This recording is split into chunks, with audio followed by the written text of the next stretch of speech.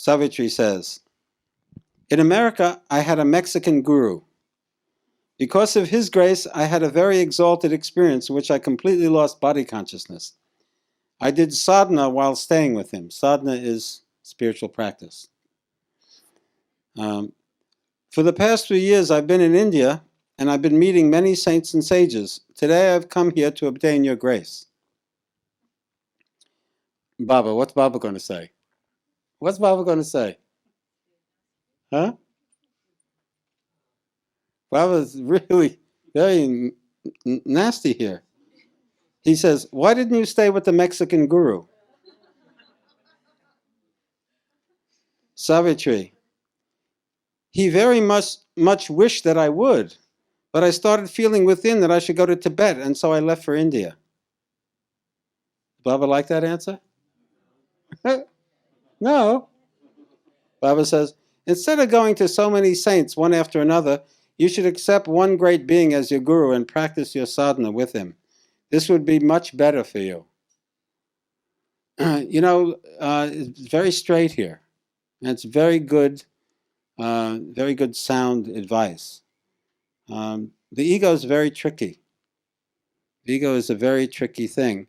And the guru-disciple relationship is to deal with the ego. When you enter a responsible relationship with a teacher, that works on your ego. If you keep flitting around and move from one to the other, you're avoiding that issue. And this is what Bob is saying. Settle on one and do the work with him, and you burn through. It gets a little unpleasant sometimes. It gets hot.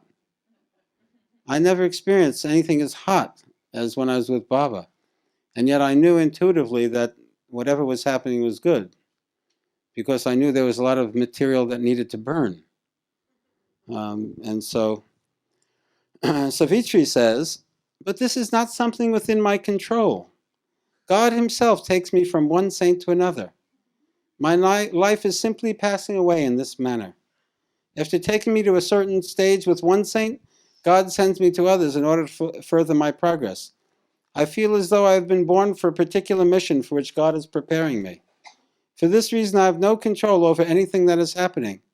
I act as God directs me. When I was in Almora, I saw Sri Ramakrishna Paramahansa in my meditation, and he told me, come home. So I left Almora and went to Calcutta.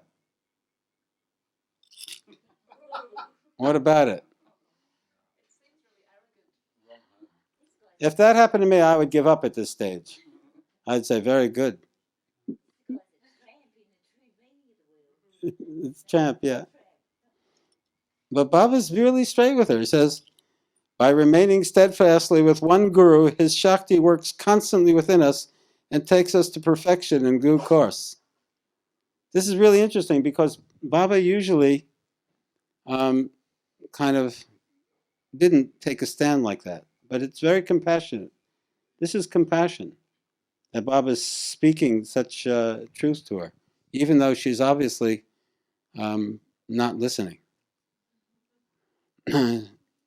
Savitri says, perhaps it may happen so when the time comes.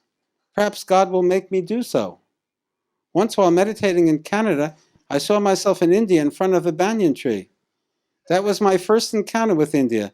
Since arriving here, however, I have not seen that banyan tree anywhere. Now Baba gives up. Even Baba has to give up now. Baba says, oh, look at this. It is an auspicious sign to see a banyan tree in meditation. It indicates that you will find your guru. It's really an interesting dance, isn't it? It is not necessary for you to actually see that banyan tree. He's saying, don't look for the banyan tree, look for the guru.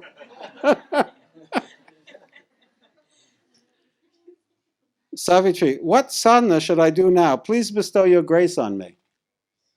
And Baba says, the grace is already there. Remain steady in the Sahasrara, the uppermost center. Remain intoxicated in bliss. Remember this ashram and come again whenever you can. Hint, hint.